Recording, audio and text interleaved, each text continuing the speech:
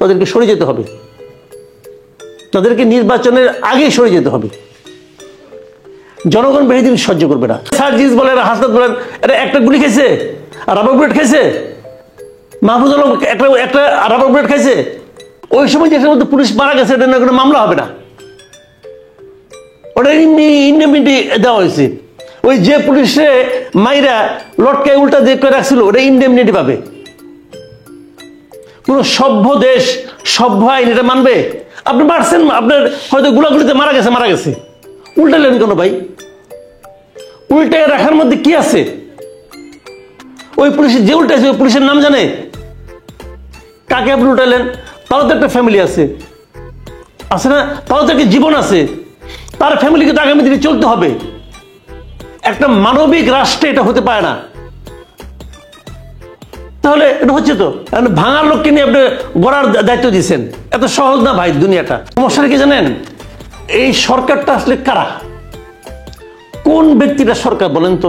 এখানে কারো উপর কোনো নিয়ন্ত্রণ আছে? আমার কাছে কিন্তু মনে হয় না।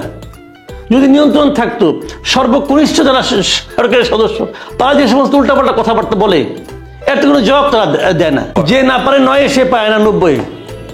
আইন শৃঙ্খলাকে সুসংহত করার জন্য আপনি 4 মাসে যা করছেন এটি আপনার দূর বুঝে লাইছি। আওয়ামী লীগের দলকে ডাকবে, আওয়ামী লীগের ওয়েবসাইটে চিঠি পাঠাবে, আওয়ামী লীগের ইমেলে চিঠি পাঠাবে।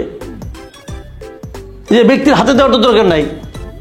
আপনি ইনফর্ম করতেন, তারপর যারা যাকে পাঠাইতো অথবা কেউ আসতো না। কিন্তু আমি যেটা মনে করি ইউনূস সাহেব এই ভুলগুলি কি কারণে করেন এটাও আমি বলি। ভুলগুলি করেন এই কারণে ইউনূস সাহেব আসলে বাংলাদেশকে ভালোভাবে চেনেন না। আপনি 10 বছরের হিসাব নেন, গত 10 বছরে দেখেন তো ইউনূস সাহেব গত 10 বছরে দেশে বেশি ছিল না বিদেশে বেশি ছিল? দেখেন আপনি গত 10 বছরে সে যতগুলো ইন্টারভিউ দিয়েছে, দেশে দিছে কটা বিদেশে দিছে কটা, মানে বিদেশি মিডিয়াকে কটা দেশি মিডিয়াকে কটা। উনি বাংলাদেশকে ভালোভাবে চিনেন না। বাট উনি বাংলাদেশের এখন মূল ব্যক্তি হয়ে গেছেন। তো উনি বাংলাদেশকে দেখেন বেসিক্যালি কয়েকজন ছাত্রের চোখ দিয়ে দেখেন, এবং এই ছাত্রদের চোখ দিয়ে দেখেন বলেই উনি 3 দফার প্রথম দফা মিটিং করছেন কার সঙ্গে? ছাত্রদের সঙ্গে, যেখানে বাংলাদেশের বৃহত্তম ছাত্র সংগঠন ছাত্র দল ছিল না, যেখানে ছাত্র ইউনিয়ন ছিল না, যেখানে সমাজতান্ত্রিক ছাত্র ফ্রন্ট ছিল না, ছাত্র মৈত্রী ছিল না, ছাত্র ফেডারেশন ছিল না।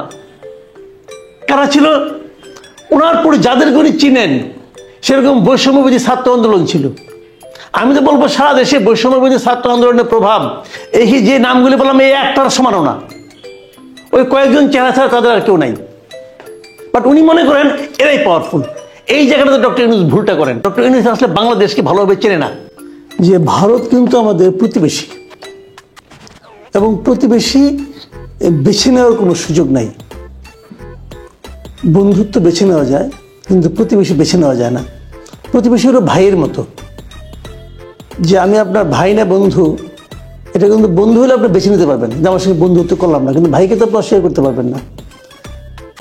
তো ভারতের সঙ্গে আমাদের সম্পর্ক ভালো হতে হবে, এটা যে যাই বলুক, যে মানে এটাকে যেভাবে আপনি আমাকে বিশেষায়িত করেন না কেন, বাস্তবতা হলো আমাদের স্বার্থে এবং ওদের স্বার্থে, ওদেরও স্বার্থে আমাদের সঙ্গে ওদের সম্পর্ক ভালো রাখতে হবে, আমাদেরও স্বার্থে ওদের সঙ্গে সম্পর্ক ভালো হতে হবে। এবং এই হওয়ার ক্ষেত্রে মূল ভিত্তিটা কি হবে? এটা কিন্তু তাদের একটা অভ্যন্তরীণ রাজনীতি আছে, বিজেপির একটা অভ্যন্তরীণ রাজনীতি আছে। কিন্তু এই যা আমরা ওদের মিডিয়ায় যে সমস্ত প্রপাগান্ডা দেখছি এর পেছনে বিজেপির একটা অভ্যন্তরীণ রাজনীতি আছে। সেই রাজনীতিটা হলো এই, পশ্চিমবঙ্গে বিজেপি কিন্তু কখনো পা রাখতে পারে না। কেন পারে না? এখানে ওখানে আপনার 27% ভোট আছে মুসলিম ভোট, যে ভোট থেকে বিজেপি একটাও পায় না। তো সেই ভোটটা যায় তৃণমূলের কাছে। ওদের প্ল্যান ছিল যে বাকি যে 73% ভোট আছে এই ভোটটা থেকে তারা যদি যতটা পারে যদি এখান থেকে নিতে পারে তাহলে তাদের লাভ হবে। কিন্তু এই ভোটটা আবার 4 ভাগ হয়ে যায়, কংগ্রেস নেয়, বামফ্রন্ট পায়, তৃণমূল পায়, বাকিরা সে পায়, বরং সেটাই বিজেপি পায়। কিন্তু তৃণমূল এখান থেকে যতটুকু পায় 10 to 20% যা পায়, অথবা ধরেন 12% 15% পাইল, তাহলে তার 27-এর সঙ্গে 15% যোগ হয়ে তৃণমূল কিন্তু জিতে যায়, 43% হয়ে যায়, সে কিন্তু জিতে আসে। যে কাজটা বিজেপির দ্বারা হয় না। এখন বিজেপি চিন্তা করতেছে যদি আমাদের এখানে একটা কেওয়াজ লাগে অথবা প্রোপাগান্ডা করে হিন্দুদেরকে টর্চার করা হচ্ছে বাংলাদেশে, এটা বলে যদি পশ্চিমবঙ্গের হিন্দুদেরকে হিন্দুত্ববাদের দিকে ঝুঁকাতে পারে তাহলে তাদের পশ্চিমবঙ্গে পা রাখার একটা জায়গা হয়। ব্যাপারটা ক্লিয়ার এন্ড সিম্পল, এটার মধ্যে অন্য কিছু খুঁজে কোনো লাভ নেই, প্রয়োজন নাই। আপনি এইভাবে দেখেন জিনিসটা, তাহলে বুঝতে পারবেন যে কেন বিজেপি এত উন্মত্ত হয়ে গেছে, অথবা কেন ইন্ডিয়ার কোন মিডিয়াগুলো উন্মত্ত হয়েছে। সেই মিডিয়াগুলো উন্মত্ত হয়েছে যেগুলো ওদেরকে গদি মিডিয়া হিসেবে অভিহিত করে, বৃহত্তর স্বার্থে ক্ষুদ্র স্বার্থকে জলাঞ্জলি দিচ্ছে। এক্সাম্পল দিয়ে বলি আপনাকে, আপনি ওই দিন মোদীকে জিজ্ঞাসা করেন তুমি কি চাও, পশ্চিমবঙ্গ চাও, পশ্চিমবঙ্গের দখল চাও, নাকি বাংলাদেশের অনুগত শাসক চাও? সে পশ্চিমবঙ্গের কথা বলবে। আগামী নির্বাচনে কি হবে, তার পশ্চিমবঙ্গ দরকার, এবং পশ্চিমবঙ্গ পাওয়ার জন্য সেটা, এই জিনিসটা মমতাও বুঝতে পারছে, এবং বুঝতে পেরেই সে দেখছে আরে হিন্দু যদি চলে যায় তাহলে আমারও তারা হিন্দুত্ববাদী কিছু কথাবার্তা বলতে হবে। আর এখানে যেটা হচ্ছে তারা বুঝতে পারে। এখন আপনি বলবেন তাই যদি হয় তাহলে কেন পররাষ্ট্র সচিব এলো? এর কারণটা হলো কি জানেন, ওরা এটাও জানে যে এটা যদি প্রথম 7 দিনে না হয় তাহলে পরবর্তীতে আর হবে না।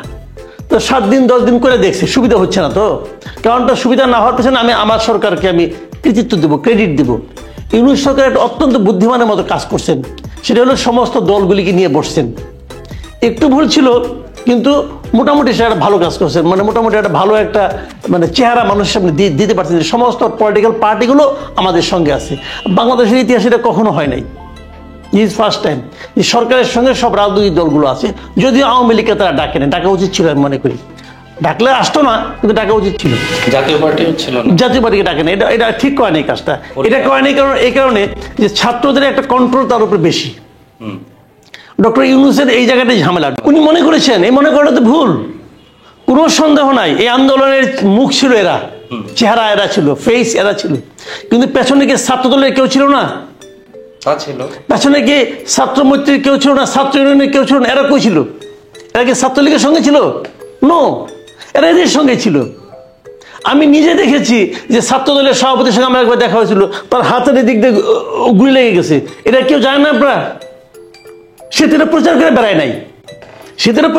নাই, তার হাতে গুলি লাগছে, আমি নিজে তার হাতের ক্ষত আমাকে সে দেখাইছে, আমি দেখছি। সে তো প্রচার করে বেড়ায় নাই। ভাই, আন্দোলনে একজন দুজনে হয় না, আন্দোলন নেতা দিয়ে হয় না। একটা জিনিস বুঝতে হবে আপনাকে, যুদ্ধ বলেন, লড়াই বলেন, যাই বলেন, পরিচালনা করে সেনাপতিরা, কিন্তু যুদ্ধের ময়দানে থাকে কারা? সৈনিকরা। কিন্তু সৈনিকরা কোনো কিন্তু আবার রাষ্ট্রপতি হয় না। এটা হলো মূল বাস্তবতা, যেটা যে ভাঙে সে গড়ে না। আপনি বলেন এই বিল্ডিংটা ভাঙবেন, আপনি ভাঙার জন্য যাদেরকে নিয়োগ করবেন, আপনি এখানে আরো বড় একটা বিল্ডিং বানাবেন, ওই লোকগুলিকে দিবেন? সে পারবে না, সে ভাঙতে জানে না, গড়তে জানে না। আমি মনে করি ভারত তো ধরেন ওনাদের কূটনীতি অনেক, আমি বলবো অভিজ্ঞ কূটনীতি, ওনাদের সারা দুনিয়াতে কিন্তু ওরা কূটনৈতিকভাবে খুব সফল। বাংলাদেশের ক্ষেত্রে আপাত দৃষ্টিতে মনে হচ্ছে এটা তার ব্যর্থ হয়েছে, কিন্তু আমি মনে করি এই ব্যর্থতা তারা লালন করবে না, এটা আমার বিশ্বাস। এই ব্যর্থতাকে তারা জিয়ে রাখবে না। আমি মনে করি এখান থেকে তারা বেরিয়ে আসবে, এবং এই যে আসছে এটা তার প্রথম পদক্ষেপ। আমরা কিন্তু যাইনি, ওনারা আসছেন, এবং ওনারা আসার পেছনে এক ধরনের আর্জেন্সি ছিল। এবং এই আলোচনার ক্ষেত্রে আমি মনে করি, আমি যতটুকু বুঝি ইউনূস সরকারকে, তারা এই আলোচনাকে ওয়েলকাম করবে। কেন করবে না? ওয়েলকাম করবে, আমরা করব, আমি মনে করি করা উচিত। এখানে ওই যে উগ্র কিছু লোক আছে দেখবেন, যে সবসময় তারা মনে করে এন্টি ইন্ডিয়ান সেন্টিমেন্টকে উঠে তুলে ধরার একটা প্রবণতা। নির্বাচন কবে হবে না হবে এটা প্রধান উপদেষ্টা জানাবেন, এটি অফিসিয়াল ডিসিশন, এবং এটি হওয়া স্বাভাবিক, এটাই প্রত্যাশিত। আমি এটা চাই যে প্রধান উপদেষ্টা বলবেন কবে নির্বাচন হবেন। কিন্তু এর আগে আমরা 3টা ভার্সন পেয়েছি নির্বাচনের ব্যাপারে, যেটা নাকি 1-1.5 বছরের মধ্যে হতে পারে। প্রথম ভার্সনটা হলো সেনাপ্রধানের, সেটা উনি দিয়েছিলেন সেপ্টেম্বরে। উনি বলেছিলেন 1.5 বছরের মধ্যে নির্বাচন হবে। যদি আমি 1.5 বছর ধরি তাহলে সেটা যায় দাঁড়ায় 2026-এর মার্চ এপ্রিলে। আচ্ছা ফাইন। তারপরে আসিফ নজরুল সাহেব বললেন যে 2025-এ হতে পারে। তারপরে ওয়াহিদুদ্দিন মাহমুদ সাহেব বললেন 2025-এ হতে পারে। খেয়াল করেন, আমি মনে করি 2025-এই নির্বাচন হবে। আমি কেন মনে করি সেই ব্যাখ্যাটা আপনাকে আমি দিই। যারা বলছে, যেমন নাহিদ ইসলামরা বলছে যে আগে সংস্কার হবে সংস্কার কার্যক্রম তো শেষ পর্যায়ে। এখন ডিসেম্বরের 31 তারিখের মধ্যে সংস্কার রিপোর্ট দেওয়ার কথা ছিল 6টা, পরে সেটা বাড়িয়ে জানুয়ারি বোধহয় করা হয়েছে। ধরলাম জানুয়ারিতে সংস্কার প্রস্তাব পাইলেন আপনি, পাওয়ার পর আপনার কি কাজ? এই সংস্কার প্রস্তাবগুলো নিয়ে রাজনৈতিক দলের সঙ্গে আলাপ করবেন, কদিন আলাপ করবেন? ধরলাম 2 মাস করেন, 3 মাস করেন। যদি আপনি 3 মাসও করেন তাহলে এপ্রিল মাস। তারপরে আপনি আরো 2 একজন এক্সপার্টের সঙ্গে আলাপ করবেন, করেন আরো 2 মাস নেন, মে জুন মাস, না 3 মাসই করেন আরো জুলাই মাস। তারপর আপনি কি করবেন? তারপরে আপনি আর কি বলবেন? যে সংস্কারটা বাস্তবায়ন করতে হবে। বাস্তবায়ন আপনি করেন। আপনি বাস্তবায়ন করার সিস্টেম কি? আপনাকে একটা অধ্যাদেশ জারি করে বাস্তবায়ন করতে হবে। তো রাষ্ট্রপতি কি সংবিধানকে অধ্যাদেশ জারি করে সংশোধন করা যায়? তাতে 31-এ নাই। তো সংবিধানটাকে আপনার সংস্কারটাকে আপনাকে রেখে দিতে হবে পরবর্তী গণপরিষদের জন্য। আর সব সংস্কার আপনি জুলাই আগস্ট মাসে করতে পারবেন। যদি জুলাই আগস্ট মাসে সংস্কার হয়ে যায় তাহলে আপনার সেপ্টেম্বর অক্টোবর নভেম্বরে নির্বাচন করতে সমস্যা কি? তখন আপনি কি অজুহাত দিবেন? আপনি তাদের বোঝান অথবা কিছু একটু লোভ দেখান, কিছু একটা করেন তো রে ভাই, নাকি তারা ছেড়ে দেন না কখনো। তো পুলিশ বাহিনী তাদের মধ্যে মনে করেন আস্থাহীনতা আছে, তাদের মধ্যে উদ্যমটা নাই, হারিয়ে গেছে। তো এই জিনিসটাকে ব্যাক করানোর জন্য আপনার সরকারের দিক থেকে এখন পর্যন্ত দৃশ্যত কোনো উদ্যোগ দেখেছেন? ডিজিপি ঢাকা কমিশনার শীর্ষ পর্যায়ে বসেছে না? আমি আপনাকে হিসাব দিয়ে 350-এর মতো পুলিশ কর্মকর্তা আছে, 350 পুলিশ কনস্টেবল থেকে পুলিশ কর্মকর্তা 350 আছে, যাদের নাকি আওয়ামী লীগের সরকার বাতিল করে দিয়েছিল, মানে চাকরি থেকে বের করে দিয়েছিল। তারা সবাই প্রশাসনিক ট্রাইব্যুনালে যেটা আছে সেখানে যে মামলা করছে, মামলা জিতছে, তাদেরকে নেওয়া হচ্ছে না।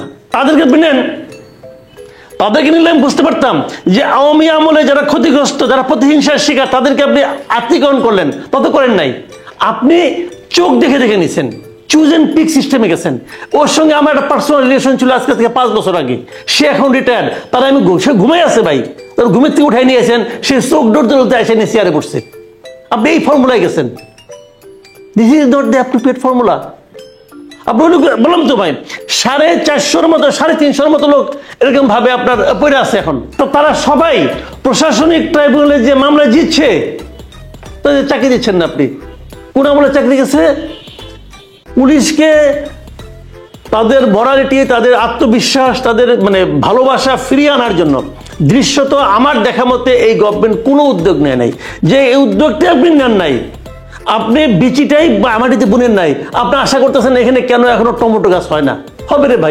যদি এই সরকার যদি আনতে মানে 2 বছরে না পারে, তাহলে 3 বছরে যে পারবে তার গ্যারান্টি কোথায়? তাহলে কি ইলেকশন হবে না? তখন আমরা কি বুঝবো?